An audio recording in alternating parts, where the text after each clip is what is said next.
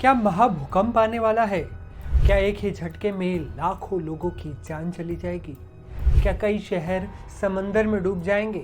क्या महाविनाश का वक्त आ गया है? क्या ये कोई प्रलय का संकेत है? अब आप सोच रहे होंगे कि मैं आपको डराने वाले ये सवाल क्यों कर रहा हूँ, लेकिन आप ये मानिए कि आप ही की तरह हम भी डरे हुए हैं और इसके पीछे वजह है एक भविष्यवाणी। जी हाँ, सही सुना आपने, महाविनाश की भविष्यवाणी की गई है जिसने हमें भी डरा दिया है। और ये भविष्यवाणी की गई है जापान की तरफ से। न्यूज़ एजेंसी एएफपी की रिपोर्ट के मुताबिक जापान की सरकारी एजेंसी ने मेगा क्वेक यानी महाभूकंप को लेकर भविष्यवाणी की है। जापानी एजेंसी के मुताबिक ये महाभूकंप धरती पर महाविनाश मचाएगा और इसमें 3 लाख लोगों की मौत होने का अनुमान लगाया गया है। इसकी वजह से सुनामी आएगी जो कई शहरों को समुद्र के पानी में डुबो देगी। अब यहाँ एक सवाल ये है कि ये मेगा क्वेक क्या होता है, किसे कहते हैं महाभूकंप? दरअसल मेगा क्वेक एक बेहद शक्तिशाली भूकंप को कहते हैं जिसकी तीव्रता आमतौर पर 8 या उससे ज़्यादा होती है, जो भारी तबाही मचाने के साथ ही सुनामी को भी ट्रिगर कर सकती है। जिस भूकंप को लेकर भविष्यवाणी की गई है, जिस मेगा क्वेक की बात हम कर रहे हैं, उसकी तीव्रता 9 होगी, ऐसा अनुमान लगाया गया है। हाल ही में म्यांमार में 7.7 तीव्रता वाला भूकंप आया जिसने हजारों लोगों को मौत की नींद सुला दिया। हजारों लोग अब भी अस्पतालों में जिंदगी और मौत के बीच जूझ रहे हैं। कई लापता हैं। कई शहरों में ऊंची ऊंची इमारतें, घर, मंदिर सब मलबे में तब्दील हो गए हैं। तबाही इतनी भयावह है कि उसका दर्द जल्दी से भुलाया नहीं जा सकेगा। म्यांमार में 7.7 की तीव्रता वाले भूकंप ने थाईलैंड तक तबाही मचाई थी। बैंकॉक शहर में मची तबाही के वीडियो जिसने भी देखे उसकी रूह कांप गई। हालात इतने बिगड़ गए थे कि बैंकॉक में इमरजेंसी तक लगानी पड़ी थी। अब जरा सोचिए, फिर 9 की तीव्रता वाला भूकंप अगर आया तो कितनी तबाही मचेगी। जापान की इस चेतावनी ने सभी को डरा दिया है।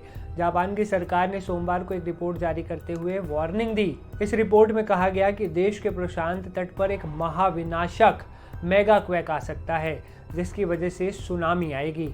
अगर ऐसा हुआ तो जापान में लाखों लोग कुछ ही मिनटों में काल के गाल में समा जाएंगे। कई शहर पानी में डूब जाएंगे। जो शहर बचेंगे वहां भी इतनी तबाही मचेगी कि लाशों को गिनना मुश्किल हो जाएगा। लाखों लोग जख्मी हो जाएंगे। लाखों ही ऐसे होंगे जिनके पास रहने के लिए कोई ठिकाना नहीं बचेगा। वो अपनी जान बचाने के लिए मारे मारे फिरेंगे। जापान की अर्थव्यवस्था लगभग चौपट हो जाएगी। इसलिए इस महाप्रलयकारी महाभूकंप से निपटने की तैयारियों पर अभी से ही जोर दिया जा रहा है।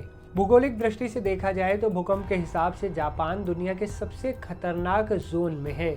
यहाँ समुद्री क्षेत्र में 8 से 9 तीव्रता के भूकंप की लगभग 80% संभावना रिपोर्ट्स में जताई गई है। अब यहाँ एक सवाल ये भी है कि ऐसे महाविनाश और महाभूकंप के कयास क्यों लगाए जा रहे हैं।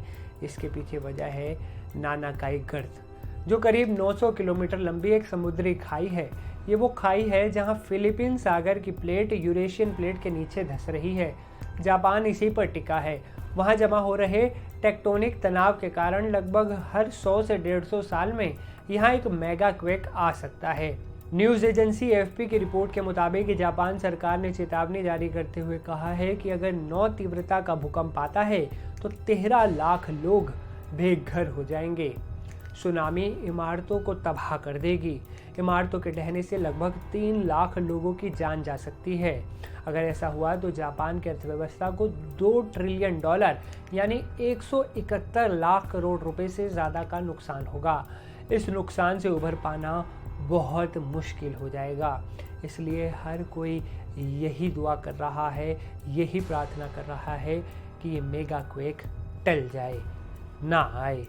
और सबसे बड़ी खतरनाक बात ये भी है कि इस मेगा क्वेक के आने के लिए इसी साल की चेतावनी दी गई है, यानी 2025 की। यही वजह है कि जापान की सरकार और जापान के लोग इस वक्त बेहद डरे हुए हैं।